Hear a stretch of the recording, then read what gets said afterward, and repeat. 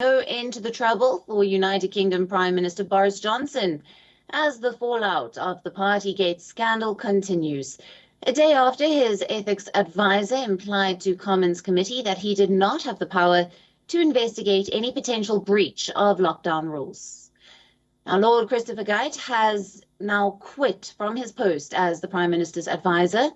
In a carefully worded statement, Geidt said, and I quote, "With regret, I feel that it is right that I am resigning from my post as independent advisor on the minister's interests," unquote.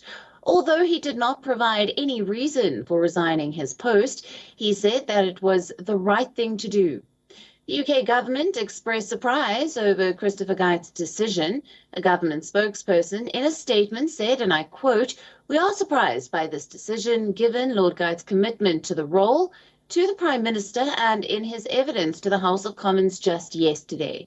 The spokesperson gave no reason for the resignation, but said, "Whilst we are disappointed, we thank Lord Geidt for his public service, and we will appoint a new advisor in due course." But while Downing Street expressed astonishment over the resignation, Lord Geidt's discomfort has been evident to the public for some time. He had last year called for greater authority and independence for his office. He has also in the past criticised undisclosed messages while investigating refurbishment cost funding of Johnson's Downing Street flat. According to media reports, he had threatened to quit last month after the publication of the Sue Gray report, and one Whitehall source also suggested Lord Geidt had become increasingly uncomfortable with the government's approach to the rule of law. In his annual report on ministers' interests, he had questioned Johnson's behaviour.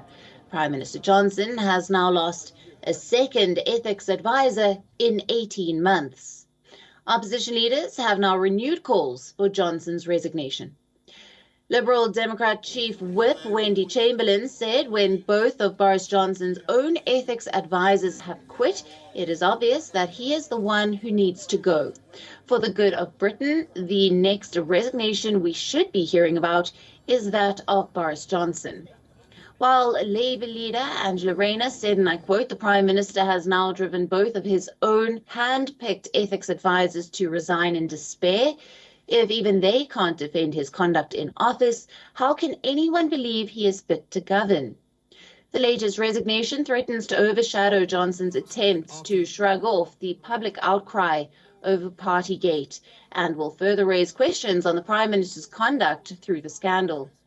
Boris Johnson last week survived a no-confidence vote during which 41% lawmakers voted against his leadership. Most of his opposers are now looking for a fresh trigger to move another motion against him. And if the Privileges Committee investigating his statements finds Johnson has breached the code by lying to Parliament, then he could face another challenge in the House. Johnson now faces a fresh challenge of trying to recruit a third ethics advisor, even as his government gears up for two crucial by-elections next week in Wakefield and Triverton.